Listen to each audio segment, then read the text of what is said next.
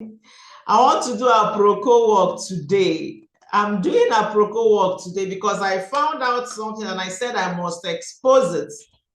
I discovered something that has been stealing from us, especially the entrepreneurs amongst us, and I said I must share it today. So let me quickly dive into that. So I said someone has been stealing from you, and I'm here to expose the person. Entrepreneurs, there's a reason you're not earning as much as you ought to earn. There's a reason something is happening. There's a reason it looks as if your business is not growing. Someone has been stealing from you. You know who that person is? Do you know who that person is? If you want to know who the person is, I just need you to do something. By the time I line out what I want to say today, that means you go to your mirror, you stand before your mirror, you see who has been stealing from you. The average mindset has been stealing from you. The average mindset has been stealing from you. And I know you're asking me how. How is that possible? I'm going to share that with you. Okay? And I promise you, I intend not to take longer than 20, 30 minutes. It's just going to be a quick one. Like I said, it's a proco. I'll just come and whisper it into your ears and I'm gone. So like I said, the average mindset has been stealing from you because it keeps you in mediocrity. It keeps you thinking that where you are is where you ought to be. It prevents you from reaching your true potential and ultimately steals your time, your resources, and opportunities that abound around you. And this average mindset presents in so many ways. I'm going to list them for you. It can present as lack of focus. Yes, it can present as a great understanding. Okay, your understanding with the level you're at, your understanding that maybe this is where God has destined for me, your understanding that all fingers are not equal, forgetting that you mustn't be the smallest finger. This average mindset can present in so many ways. It can present as excuses. It can present as procrastination. It can present as, when it begins to eat at you, it presents as frustration, as anger. You begin to blame everybody. We know that the government is not doing what they're supposed to do, but when you begin to overblame the government, babe, check it. When you begin to think, oh, the government has not done this, has not done that, forgetting that in the same government, people are doing amazing things. The average mindset may have been stealing from you. And I've told you how they present. So as an entrepreneur, I'm bringing it to us now because, it affects a whole lot, but we're looking at how it affects us as entrepreneurs. The mindset you adopt as an entrepreneur determines the trajectory of your business. The mindset you adopt determines the trajectory of your business. So if the mindset you have is the one that is, the average mindset, then know that you may have been paying without knowing. So therefore, listen to me. If any of this is I'm about to list now sounds familiar or is what you've been suffering from, then know that the average mindset has been stealing from you. Number one, settling for business comforts instead of innovation. The average entrepreneurial mindset settles for what is working. So you're doing business where you are, you're already, you feel you have arrived. It's working for you. And because you are afraid of the unknown, you refuse to push yourself. You refuse to adopt new ideas and grow. You rely on your comfort zone, forgetting that there is no growth in the comfort zone. So relying on comfort keeps your business stagnant. So I want to ask you today, what makes you think that where you are is where you ought to be?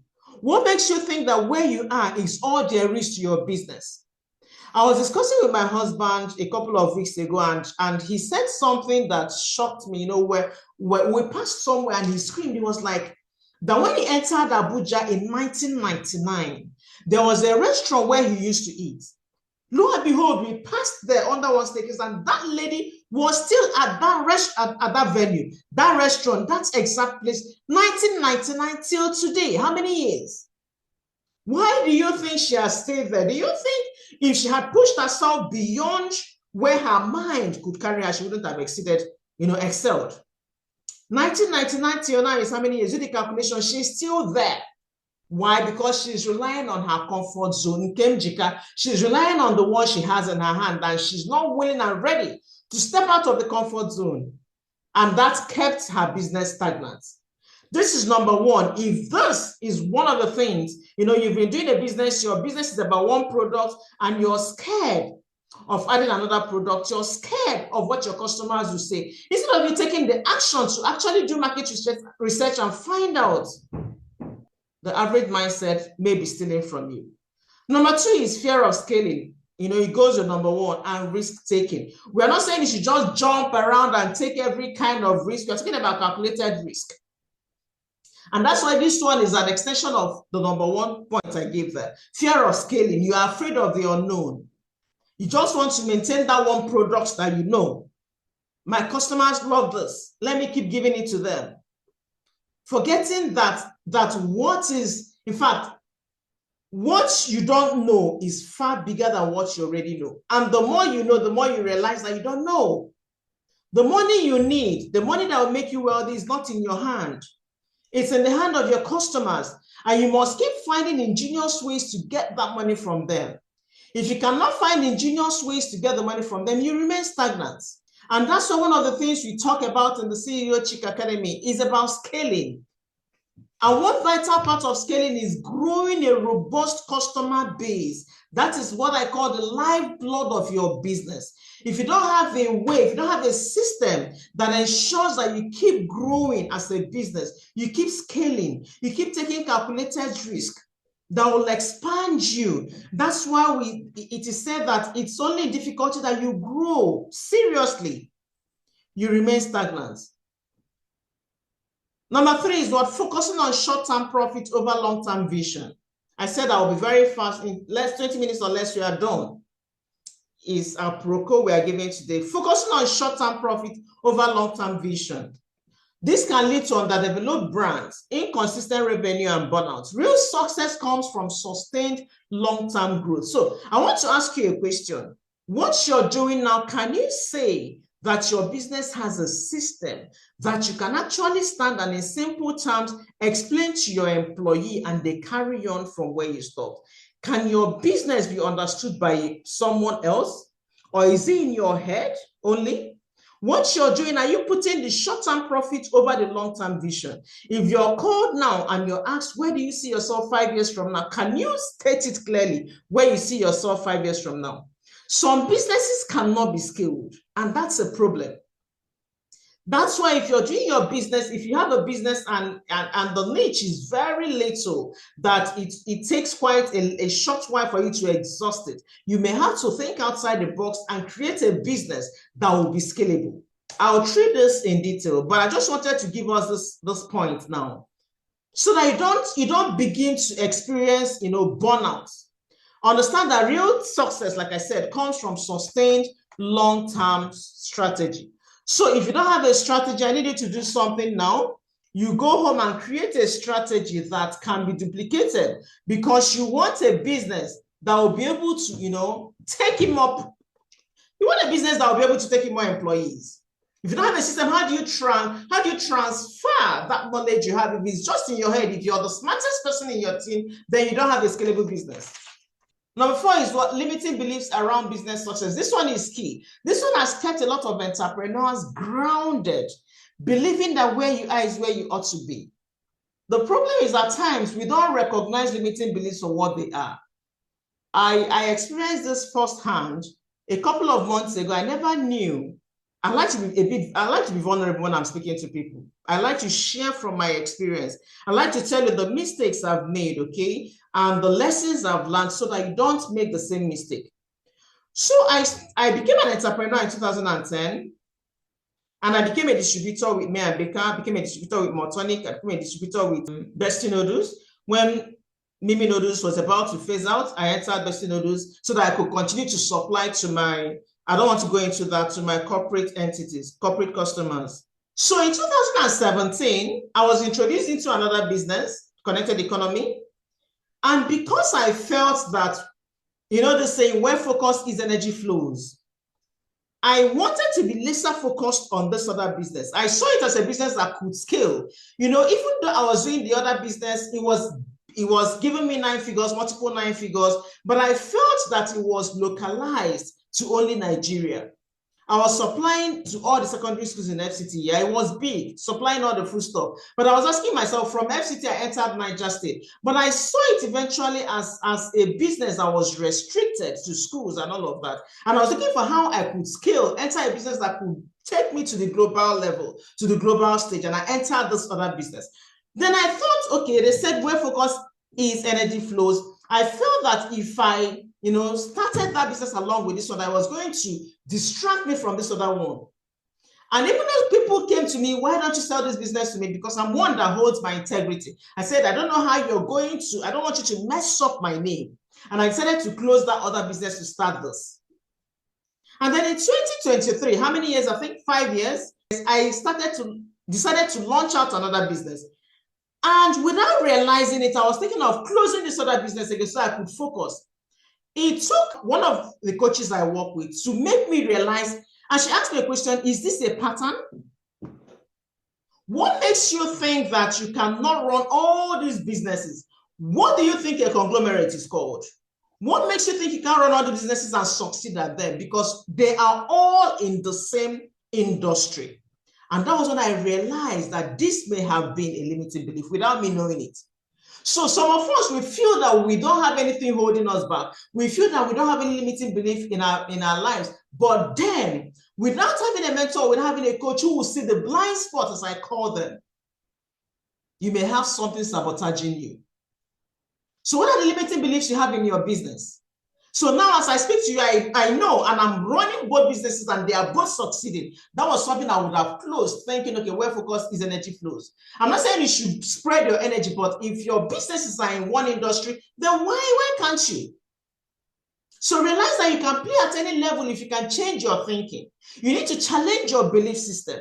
You need to challenge your business. You need to dream. You need to understand that if you can, I'm not saying, this is not motivational speaking where you say, if you can think, you can do it. No, we're saying marry that thought with action.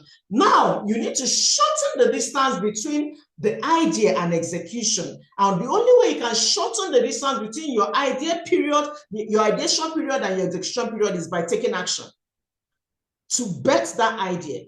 Because if you keep dreaming and dreaming and dreaming, you just be a wishful thinker. So you need to understand that your business can be as big as you allow it to be.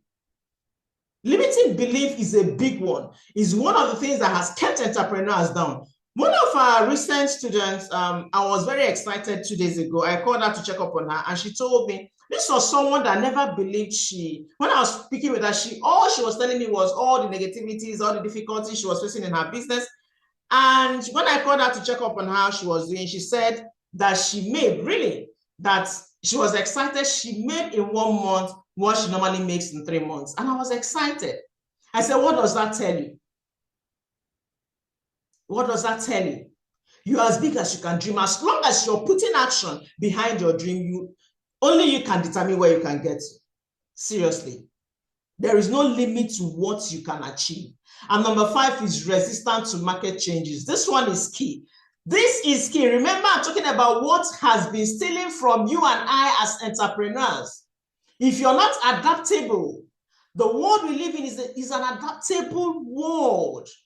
The country is changing, but I want to burst your bubble. Now, do you realize that this is the fastest and the easiest time to become wealthy?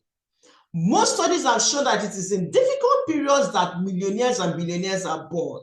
But it depends on the lens with which you're saying it. What interpretation are you giving it? Are you seeing it that the country has scattered, Tinubu has scattered our country? We are all going to, we are all set for the June. Hey, the third world, I was talking to one of my relatives. He said, what are you doing? Are you not aware that the third world war is coming up? I say, how? From where to where? Israel is fighting with Hamas and all of that, Iran and all of that. And he said, your third world war. I said, third world war, be there. So some of us, that is what we are, just magnets for negativities. And you forget That while you're there lamenting about how Tinubu has messed up the country, there are people building mansions, there are people doing exceedingly well, people's businesses are thriving, they are doing well, they are growing, and you're there resisting the market change. You're there lamenting. The average entrepreneur resists adapting to market shifts, trends, and new technologies. Times are changing. You need to embrace market trends. You need to, get customer feedback and understand that your customer giving you feedback is not a negativity. You need to change the lens with which you use to look at your business from today. Understand that customer feedback is essential data for evolving your business to higher level, taking your business to higher level, and understand that adaptability is key to staying relevant in a competitive landscape. You need to know what your customer needs. You need to do consistent market research. You need to adapt. Stop practicing one size fits all approach. Resistance to market change can scatter down your big dreams. It can be that thing that will hold you down without you knowing it. So in conclusion, the average mindset is costing you innovation, it's costing you growth of your business, it's costing you long-term success. And who is practicing that limited mindset? Who is practicing that average mindset? Look in the mirror and you see the person. That is the person you should hold responsible. So today you need to break free from your comfort zone. There is no success in the comfort zone. And we already know that at times you just say things, but we don't really sit down to think deeply about what that thing that we're saying actually means. You need to challenge your limiting beliefs. If you don't know your limiting beliefs, you may have to go back, think deeply. At times you don't know. At times it may take someone. Look for someone who has higher success than you. Look for maybe someone you look up to as a mentor, a coach or something, to outline your blind spots for you. And you commit to a mindset of continuous evolution. Your business, my dear friend, will grow as much as you allow your mind to. This brings me to the end of this. I told you 20 minutes or less. I wanted it to be very short. All right, then. Enjoy the rest of the evening. God bless you. Bye.